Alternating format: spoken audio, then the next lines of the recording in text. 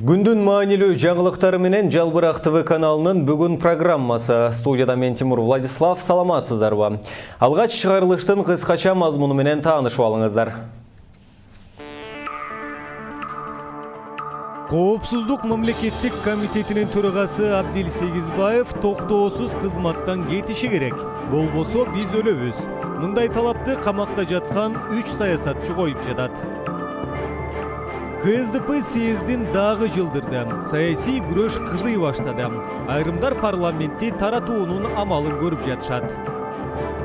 Өзбекстандын олигархы президент Сооронбай Жээнбековду колдойбу. Интернетке тараган тасма сынга кабылууда.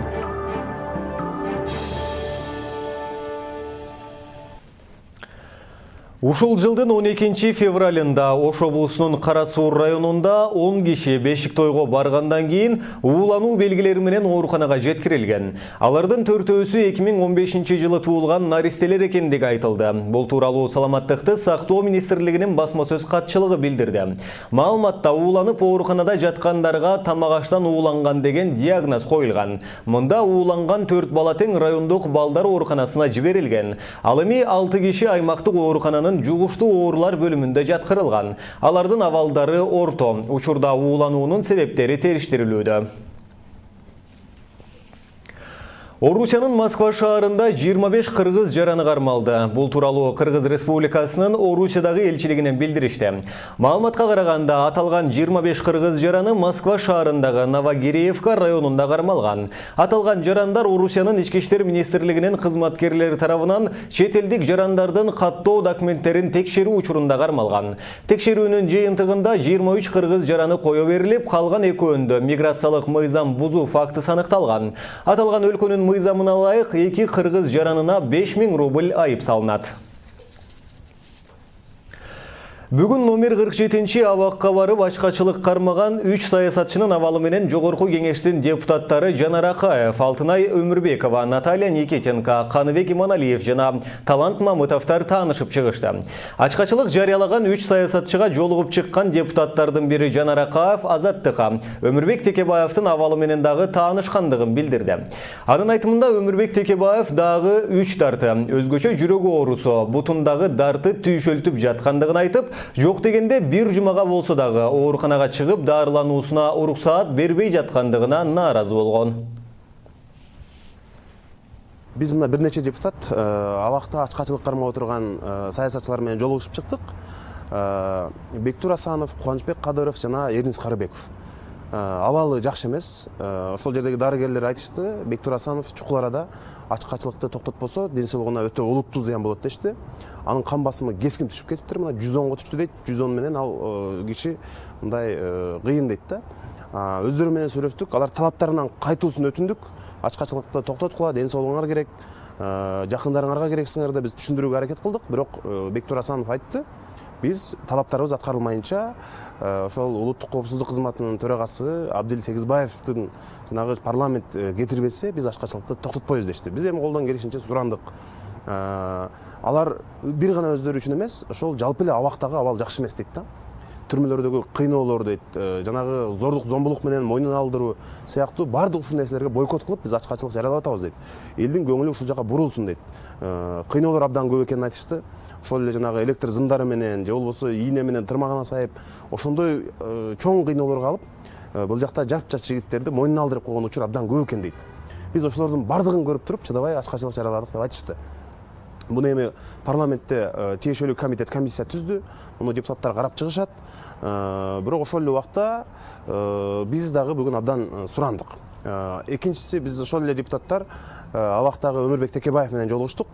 Ал киши жалпы шартына мындай нааразы эмес экенин билдирди, бирок эки анын чоң өтүнүчүн бийликтер канааттандырбай атканын айтты. Бул биринчиси, жаткан жерине камера орнотуп коюптур, түнү күнү онлайн көрө турган.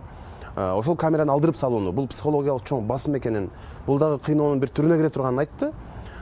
Экинчиси, бул жүрөгү, буту дагы бир ушул 3 оорусун айтты. Ошол ооруларга карабай, алар бизди ушул абактан жанагы ооруканага которбой атканына даттанды. Ушул жок дегенде бир жумага ушул жүрөк ооруму каратып алсам деген өтүнүчүн айтты. Бирок ошого дагы мындай ошол түрмөнүн жетекчилиги уруксат бербей атат дейт. Ошол гана нерселерин айтты. Өмүрбек Текебаевдин дагы абалы жакшы дешке болбойт, анткени ал дагы тынбай жанагы жүрөгүнүн ооруп атканын, бутундагы дарттын, ошол сыяктуу бир топ ооруларын айтты. Ошол оорум мындай далилденсе дагы, булар мени ошол абактан чыгарып, жанагы ооруканага барып дарыланып кетүүгө уруксат бербей атышат дейт. Мен эч жакка качпайм, качканда башымда эле келбейт болчумун. Качпайм, ошол дарыланууга гана уруксат берүүнү суранды.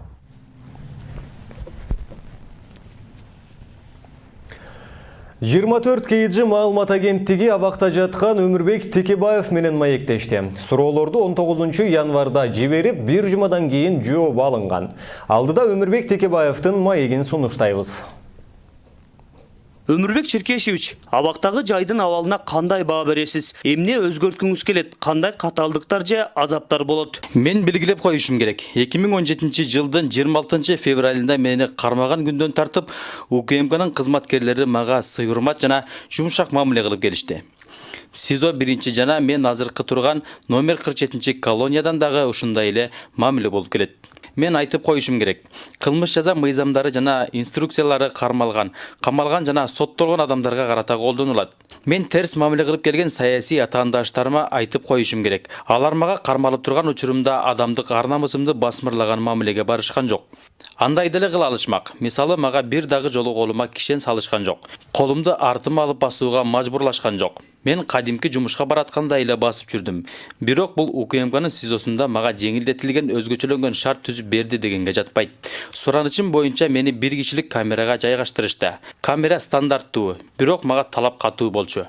Мисалы, башкаларга уруксат берилген, а мага радио угууга жана телевизор көрүүгө тыюу салынган. Мени толугу менен обочолонтуп кармап келишти. Сырткы жашоо менен адвокаттарым аркылуу гана байланышып жаттым. Менин адвокатым Мискен Афиджанов жумасына 5 жолу кирип турду. Жазаларды аткаруу мамлекеттик кызматынын жана айланаңыздагылардын кармоо шарты жана мамилесинен нараазычылыгыңыз барбы? Мен азыр номер 47 түзөтүү колониясындамын. Мен соттордун мага карата чечимдерин мойнума албайм жана акталарыбызга ишенем. Так ушул ишеним мага күч берет. Колониянын оор жашоосун басып өтүүгө жардам берет. Мен моралдык жактан саясий атаандаштарымдан жогору турган артыкчылыгымды сезем. Алардын жеңиши жеңиштел эмес. Бир күн ичинде эмнелер менен алектенесиз? Баарыбызга маалым, абак курорт эмес. Бул жерде арызданууга болбойт. Мен Алмазбек Атамбаев жана башка жолдоштор 2000 жылдардын башында Кыргызстандагы эң биринчи саясий туткун Феликс Кулов отурган колонияга барганбыз. Ошондо Феликс Кулов бизге бир нече сөздөр менен колониянын жашоо эрежелери тууралуу айтып берген. Ишенбе, коркпо, суранба жана көп сүйлөбө. Мага бул эрежелердин абдан чоң жардамы тийип жатат. Камактагы кезиңизде сиздин жашооңузда эмне өзгөрдү? Менде шарт жакшы, бул колония ушундай. Кызматкерлер дагы соттолгондор дагы урмат сый менен мамиле кылышат. Менин суранычым боюнча өзүнчө жашайм.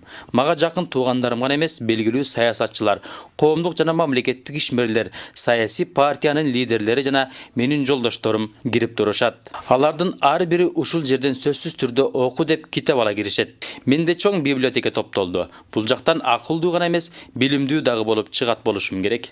Менин мүнөзүм көп ачылбаган, жабык болчумун, жалгыздыкты жакшы көрчүмүн, же мындайча айтканда таарынчак болчумун. Эч ким, анын ичинде өзүм дагы. Мен эл алдындагы коомдук ишмер болом деп ойлочу эмесмин. Азыр өткөн жашоома, жаш кезиме кайтып келген сыяктуумун. Өз ой толгоолорум, сарсаанам, пландарым жана үмүттөрүм менен жекеме-жеке калдым. Бир гана айырмасы мурункуга салыштырмалуу жогорку деңгээлде. Анткени жашоодон алган тажрыйбам бар. Бул менен азыркы күндөрүмдү артка калтыруу үчүн философиялык маанай тартуулап жатат. Күндөр окшош өтүп жатат. Физкультура менен алектенем. Гезит жана китеп окуйм. Телепрограммаларды көрөм, радио угам. Кээ бир учурда өз ой толгоолорумду жазам. Келерки жолугушууну күтөм. Бул жерде убакыт жолугушуулар менен өлчөнөт. Бир жолугушуудан экинчи жолугушууга чейин деп жашайсың. Кыргызстандын түзөтүү жайларында илгерки совет мезгилинен калып калган, азыркы чыныгы жашоого жооп бербеген абдан көп эрежелер жана талаптар бар. Мен эми түзөтүү жайлары өзүнүн эң негизги миссиясы болгон кайра тарбиялоо ишин аткаруучусу үчүн жаза аткаруу системасын ичтен билем жана аны кандай реформалоо керектигин дагы билдим. Андан сырткары соттолгондордун абактагы шартын кандай жакшыртуу керектигин дагы билдим. Алмаз Абековдун сизге жазган каты тууралуу ой пикириңизди айта кетсеңиз. Абеков бул башкалардын оюндагы марионетка. Аны 1 жыл мурун апрелде дагы УКМКнын СИЗОсунда которуп, мага каршы пайдаланууга аракет кылышкан. Ал мага карата жалган күнөөлөрдү түртүп, Абдил Сегизбаевке кат жазган. КТРКнын жана башка мамлекеттик ММКларды пайдаланып, аны таркатууга аракет кылышкан. Абеков абакта болуп туруп, КТРКнын журналистине маек берип жатат. Ушундан эле Абековдун артында кандай күчтөр турганын билсе болот. Менин көз карашымда Абековдун билдирүүсүнүн артында 3 тапшырма бар. Түрмөдөгүлөрдү мага каршы тукуруу. Абеков эмне үчүн конституциясы иштебей калгандыгы, эмне үчүн сот реформасы кыйроого учурагандыгы жана башкалар боюнча Текебаев түрмөдөгүлөрдүн астында жооп бериши керек деп билдирүү кылган. Кээ бир саясий топтордун, айрыкча УКМК өздөрүн келечекте актануу үчүн далил даярдап жатышат. Эгерде кокустан бир нерсе болуп кетсе, түрмөдөгүлөр Текебаевдин саясатына жана идеяларына каршы экен деп койсок болот дешет. Дагы бир жолу Текебаевдин кадыр-баркын төмөндөтүү. Сиз саясий ишмердүүлүгүңүздө кандай чоң катачылыктарыңызды азыр мойнуңузга аласыз? 2010 жылы парламенттик шайлоодон кийин президент Роза Отунбаева СДПКнын лидери Алмазбек Атамбаевке конституциянын негизинде өкмөттү түз деп тапшырды. Алмазбек Атамбаев аны жок кылды. Ошондо Роза Отунбаева өкмөттү түзүү мандатын парламенттик Атамекен фракциясына, башкача айтканда мага бере турганын билдирди. Мен андан баш тарттым, Өмүрбек Бабановго мандатты бердим. Ал Алмазбек Атамбаевдин президент болуусуна шарт түзүп берген. Премьер-министрликке жылдырылды. Менин ал мандаттан баш тартканымды көп саясатчылар, фракция лидерлери суранышты, ал тургай талап кылышты. Бирок мен аларды уккан жокмун. Так ушул менин эң башкы катачылыгым деп эсептейм. Эгер мен өкмөттү түзүүчү мандаттан баш тартпаганымда, Алмазбек Атамбаев президент болбой калмак. Тарых башка нукка түшмөк. Президент бүгін 13 февральда өлкөнүн улуттук коопсуздук мамлекеттик комитетинин төрагасы Абдил Сегизбаевди кабыл алды. Жолугушууда 2018 жылдын 8 февралындагы коопсуздук кеңешинин чечимдерин тездетип, ишке ашыруу милдеттери талкууланды. Улуттук коопсуздук мамлекеттик комитетинин төрагасы өзү жетектеген мекеменин ишмердүүлүгү боюнча маалымат берди. Президент Сооронбай Жээнбеков кыска мөөнөттө антикоррупциялык кызматтын ишмердигинин форматын ведомствого жүктөлгөн милдеттерди толук аткарып жатабы жана ар бир кызматкери иштеген кызматына ылайык келеби кайрадан карап чыгуу милдетин койду. Андан сырткары өлкө башчы коопсуздук кеңешинин катчылыгы менен коррупцияга каршы күрөш боюнча мындан аркы чараларды бүгүн 13 февралда жумушчу жыйында талкуулады. Президент коопсуздук кеңешинин катчылыгына коопсуздук кеңештин акыркы жыйынынын чечимине ылайык биринчи кезекте өлкөнүн укук коргоо, сот жана көзөмөлдөөчү органдарында коррупцияга каршы чараларды ишке ашыруу боюнча активдүү жумушту баштоону, коррупция менен күрөшүүчү органдардын бардык жетекчилик курамына талдоо жүргүзүү тапшырмасын берди. Мамлекеттик түзүмдөрдүн, анын ичинде укук коргоо, көзөмөл жана сот органдарынын кызматкерлеринин декларацияларын дыкат текшерүү зарыл. Укук коргоо органдарынын кызматкерлеринин чыгашалары дыкат текшерилет. Кыргызстандыктар мамлекеттин бардык тармактарында коррупциялык көрүнүштөрдү жоюу боюнча чечкиндүү чараларды күтүүдө деп белгиледи Сооронбай Жээнбеков. Улуттук коопсуздук мамлекеттик комитетинин төрагасы Абдил Сегизбаев токтоосуз кызматтан кетиши керек. Мындай талап менен жогорку кеңештин мурдагы депутаттары Бектур Асанов жана Кубанычбек Кадыров менен эксперт Эрнест Карыбековдор коюп 15 күндөн бери ачкачылык акциясын жарыялап жатышат. Алардын ден соолугунан кабатыр алгандар көп. Ал эми ачкачылык кармагандар же Абдил Сегизбаев кызматтан кетет же биз өлөбүз дешип көгөрүп жатышат.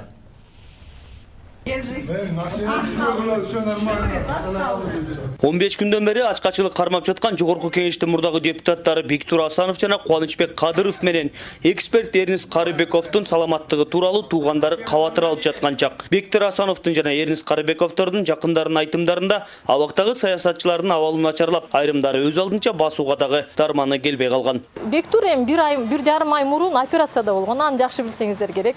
Анда дагы ушул УКМКдан скорый барганда чыгарбай атып, өтө ириңдеп кеткенге чейин алып барышкан. Азыр ошо режим менен жашап аткан болчу, эми болсо кыйын эле болду. Чындап эле баса албайт, акыбалы оор. Биз ошондон кабатыр болуп атабыз. Ушу эл журтка деле кайрылат элем. Биздин үнүбүздү ким угат? Мы завтра выходим на митинг. Мы также поддерживаем наших мужей в их акции, в их требованиях отставки Сегизбаева о справедливом решении суда. И надеемся, что в дальнейшем будут какие-то преобразования. Бирок бул маалыматты жазаларды аткаруу мамлекеттик кызматындагылар төгүнгө чыгарууда. Аталган кызматтын өкүлү Александр Никсфордтун айтымында ачкачылык жарыялагандар тырымсыз медициналык көзөмөлдө турат. Я не могу сказать, что здоровье у них очень плохое. По, скажем, данным наших медиков, здоровье у них удовлетворительное. Они находятся постоянно под контролем врачей. То есть врачи практически ежедневно снимают у них давление, измеряют. А вот по последним данным давление тоже практически в норме. Вот единственное, там, что немножко у Кадырова было, но у него это изначально, у него проблемы были с давлением. Вот у Асанова и остального, в принципе, все это в норме идет. Ачкачылык акциясы 15 күндөн бери уланып келе жатат. Андыктан ден соолугу чыңделинген жазаларды аткаруу мамлекеттик кызматынын берген маалыматына ишенгендер аз. Укук коргоочу жана журналист Өндүрүш Токтонасыров 3 саясатчынын абалын көз карандысыз комиссия иликтеп чыгышы керектигин айтат. Тез аранын ичинде көз каранды эмес медиктерден, көз каранды эмес граждандык активисттерден, юристтерден комиссия түзүп туруп, анан элге парламентке, алтырмак президентке чейин барып, ушул жазаларды аткаруу боюнча мамлекеттик кызматтын жетекчилери маалымат бериши керек. Болбосо алар ишенип аткандыр. Булар айтып атпайбы, ден соолуктары жакшы экен, эч нерсе болбойт депчи. Ал туура эмес. Ачкачылык жарыялаган 3 саясатчыга азыр тамыры аркылуу глюкоза берилип жатат. Алар соттор өздөрү мыйзамсыз мурдагы президенттин саясий буйругу менен камалганын белгилешип, мындай мыйзамсыз иштердин башында турган улуттук коопсуздук боюнча мамлекеттик комитетинин башчысы Абдил Сегизбаевдин кызматтан кетишин талап кылып, бул талап орундалмайынча ачкачылык токтобой тургандыгын билдиришкен. Жогорку кеңеште кайрылабыз. Кайсы бетиңерди отурасыңар деп. Алардын чечими бар. Сегизбаев 1-августка чейин мени биздин иштерибизди ал күнөөсү бар деп атат. Берискет боюнча 1-августка чейин 17-жылдын далили албаса кетсин деген чечим бар. Кешеги комитеттин. Атамбаевдин алдында сөзү бар. Берискет боюнча далили албаса Сегизбаев кетет деген. Биз жогорку кеңештин ошол чечими аткарылсын деп голодовкага отурабыз. 15 күнгө жакын убакыттан бери ачкачылык кармап отурган саясатчылар буга чейин президентке, премьер-министрге жана жогорку кеңешке кайрылышкан. Бирок бул кайрылуулардан маянап чыкпай тургандыгын айрым саясатчылар айтып чыгышууда. Алар соттон дагы, жашоодон дагы, саясаттан дагы бир отоло түңүлүп калган жагдайга жеткиришти. Сыртта эркиндикте жүргөн азаматтар не деген жагдайга келип атат, кептелип атат. Алар тордун аркасында болгондон кийин бир Кудайдын өзү билет, ошолор билет. Кандай кырдаалдар болуп атат, не деген психикалык, не деген башка бир басымдарга, коркутууларга, үркүтүүлөргө же болбосо адамдык таасирленүүлөргө кабыл болуп атат. Ошонун баары, урматтуу туугандар, так айтышыбыз керек. Кыргызстандагы соттун чирип бүткөндүгү. Ал эми мурдагы адилет министри Марат Кайыповдун айтымында камалгандардын абалын көз карандысыз комиссия текшерип чыгышы керек. Эгерде кырсык болсо, сөз өлкө башчысына тиерин белгилейт. Ушул кылмыш иштердин баардыгын бир соттоп, биниктеп карап, кайсынысы саясатчы чыттырат, кайсынысы саясатчы чыттанбайт. Ушуларды териштирип койсок жакшы болот эле. Бул биздин жаңы шайланган президентибиз үчүн жаңы баягы иш алып барганына өбөлгө түзөт эле. Себеби азыр Непада ушул ачкачылыкка жарыялагандардын бири өтүп кетсе, бул ушул президенттин убагында кайтыш болду деген сөзгө калат. Ошол да көңүлүбүз болгон экен деген сөзгө калат да. Ошон үчүн бул саясий жыттанган иштерге сөзсүз бир объективдүү, бейтарап бир комиссия түзүп, талдап, мунусу саясий иш экен, мунусу саясий иш эмес экен деп туруп койгонубуз жакшы болмок. Президент Сооронбай Жээнбеков акыркы жылдары сот адилеттиги жоюлуп, көптөгөн жарандар күнөөсүз камакта отурганын баса белгиледи. Сооронбай Жээнбеков президент катары мындай башаламандыктарга көз жумуп отура бербей, жакын арада реформа жасарын убада кылды. Менин мына жаңы шайланган президент катары соттордун ичине киришейин деген кыпындай да оюм жок. Кыпындай оюм жок. Бирок соттор оор кылмыштарды кылган кылмышкерлерди бошоп жатса, мыйзамды бузуп атса, укуктарды тебелеп атса, Анын үчүн мен эл шайланған президент катары мен муну карап турушум керек. Үчүн мен карап турушум керек.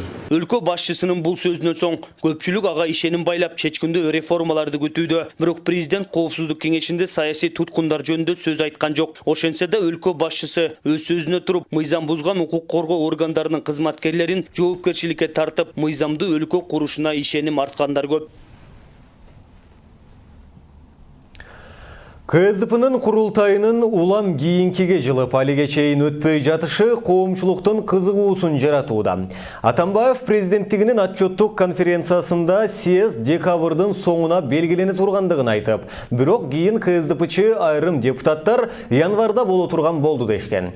Андан бери бир топ жылып отуруп, эми апрелде дешти. Бирок анда дагы болоор болбосу арсар. Анткени курултайдын стратегиялык планы баарынан дагы кворум чогулбай жатышы, анын мөөнөтүн создуктуруп жатышы мүмкүн деген пикирлер айтылат. КСДПчылар эмнеге эле чогула албай жатышат? Теманын уландысы кийинки сюжетте. Социал-демократтар партиясынын курултайы өтө турган мөөнөт улам ары жылышы саясий чөйрөдө ар түрдүү пикирлерди жаратууда. Курултай алгач декабрдын соңуна белгиленип, кийин январга, убакыт жакындаганда февралга жылган. Кечээ кайра Атамбаевдин кеңешчиси Алмаз Усенов жыйын апрель айына белгиленгенин айтып чыкты. КСДПнын курултайы быйыл апрелде өтүшү мүмкүн. Курултайдын күн тартиби азырынча так эмес. Партиянын жаңы тизмесин түзүү жөнүндө сөз да жок. Партиянын жыйынында Атамбаевдин талапкерлиги лидерликке көрсөтүлүп, анын мындан аркы саясий кадамдары аныктала тургандыгы айтылат. Бирок КСДПчы Рыскелди Момбеков курултайды өткөрүүнүн зарылдыгы жок. Атамбаев ансыз деле партиянын лидери дейт. Ошол эле съезде партиядагы айрым мүчөлөрдүн маселеси да каралат деген маалыматтар бар. Атамбаев акыркы маалымат жыйындарынын биринде съездин чечимине макул эместер партиядан чыгарылат деген. Албетте съезд өткөнчө демократия деген болуш керек. Мен кандидат болом дегендер боло бериш керек. Бирок съезд чечим чыгаргандан кийин, эгерде кандайдыр бир партиянын мүчөсү съезддин чечимин аткарбайм десе, анда ал жанагы устав боюнча, түзүк боюнча кыргызча айтканда партиядан чыгарылыш керек.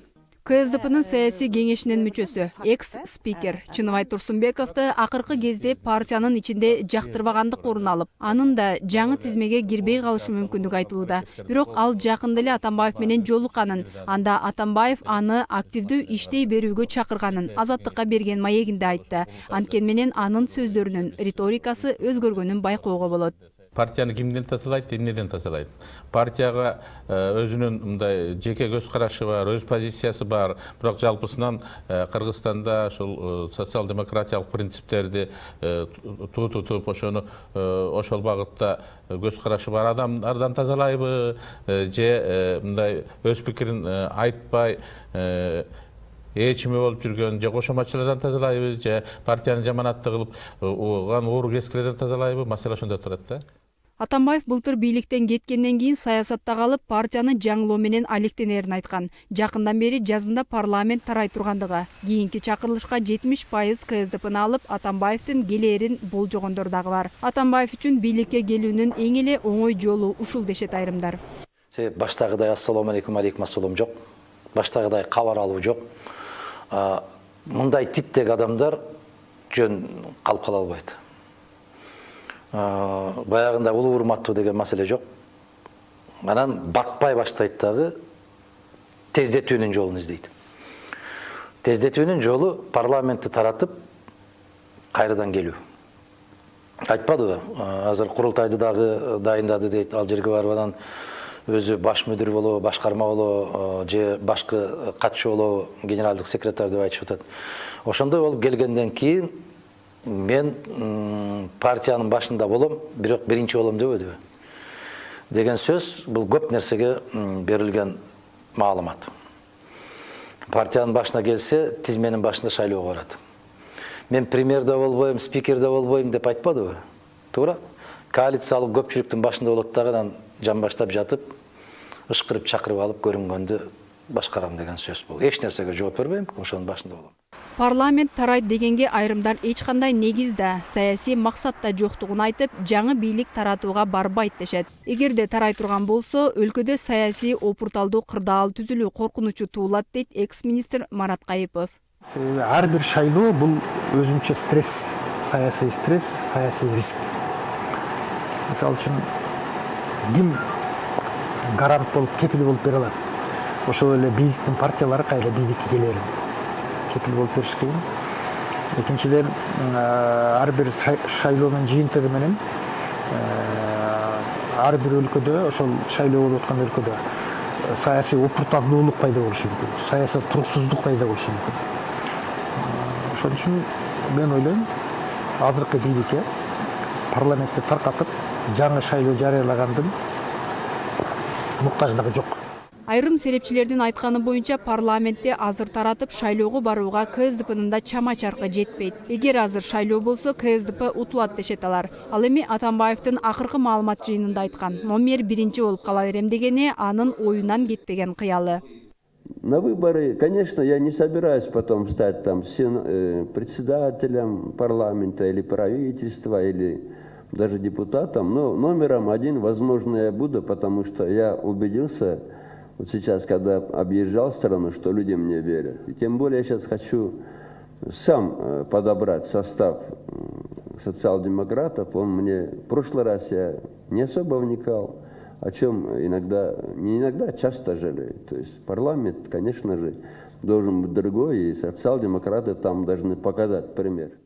Партиянын съездинен улам ары жылдырылышы балким Атамбаевке керектүү кворум чогулбай, ошон үчүн жылып жаткан болбосун деген да ой кетет.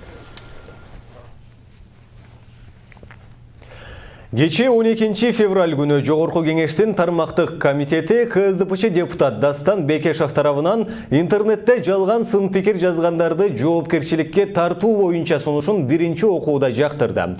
Эми бул сунушту Жогорку кеңештин жалпы жыйынына алып чыгышат. Эгер өтүп кетсе, моралдык чыгым катары айыпталуучуга салынган айыптын өлчөмү 20 000 сомдон кем болбошу керек. Талкуу учурунда депутат Жанар Акаев айыппулдун жогорку чегин мындан ашырбоону, бул мыйзам долбоору коомчулуктун өз пикирин ачык айтуусуна жолтоо болбошу керектигин айтты. Ал мыйзам долбоорун колдобоого депутаттарды чакырды. Ал эми Өнүгүү фракциясынын депутаты Тазабек Икрамов айыппулдун өлчөмү 20 000ден эмес, 50 000 сомдон башталганы туура болмок деген сунуш киргизди. Кыргыз Республикасынын экономикалык өнүктүрүү министрлиги мамлекеттик тилди үйрөтүүчү репетитор үчүн 324 000 сом бюджеттен сураган. Бул тууралуу мамлекеттик сатып алуулар сайтынан маалым болду.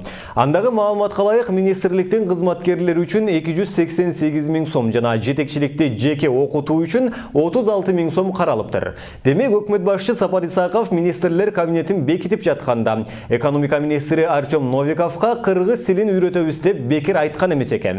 Учурда социалдык тармактарда бул боюнча катуу нааразычылыктар жаралууда. Эгер өкмөт Артем Новиковдун кыргыз тилин үйрөнүшү үчүн айына 30 000 сомдон төлөп бере турган болсо, анда башка жарандардын дагы орус, англис тилдерди үйрөнүүсү үчүн каражат бөлсүн деген пикирлер жамгырдай жаап турган кезде. Кыргыз Республикасынын укуктук нормативдик актысы боюнча прокуратура адам укугу жана жарандардын укуктарынын сакталышын коргоочу орган экенин жазылып турганы менен иш жүзүндө прокуратура жазалоочу, күнөөлөөчү органын айланды. Бул тууралуу жергиликтүү маалымат каражаттарынын бирине Кыргыз Республикасынын акыйкатчысы Кубат Оторбаев билдирди. Бизге белгилүү болгондой, УКМКнын жана Ички иштер министрлигинин айрым кызматкерлери кызмат абалдарынан кыянаттык менен пайдаланат жана мыйзамсыз аракеттерди жасап, банги заттарды же башка тыюу салынган предметтерди, адабияттарды жарандардын жанына сала коюп, тагдырларын талкалашат. Мен өзүм сот процесстерине мониторинг жасайм жана бир канча жолу соттордун өздөрү тарабынан соттук териштирүүлөрдүн принциптери одоно бузулгандыгына күбөмүн дейт ал. Кечээ күнү өзбек олигархы Салимбай Байбачаны Кыргызстандын тиреги деп мактаган Жогорку кеңештин мурунку депутаты жана дагы бир адам тартылган видео талкууга түштү. Социалдык тармактын колдонуучулары андагы эки адамды Кыргызстандын аброюна шек келтирди деп сындашууда. Кыскача видеодо өзбек улуттук кийимин кийген эки киши Салимбай Байбача Кыргызстандын тиреги экендигин айтып, азыркы президент Сооронбай Жээнбековду колдой тургандыгын айтышкан. Өзбекстандык олигархтагы кыргыз эли менен бирге экендигин билдирген.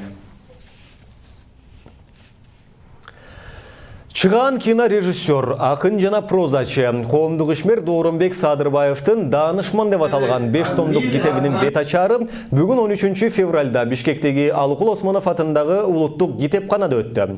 Жыйынга парламент депутаттары, акын жазуучулар жана башка чыгармачыл адамдар катышты.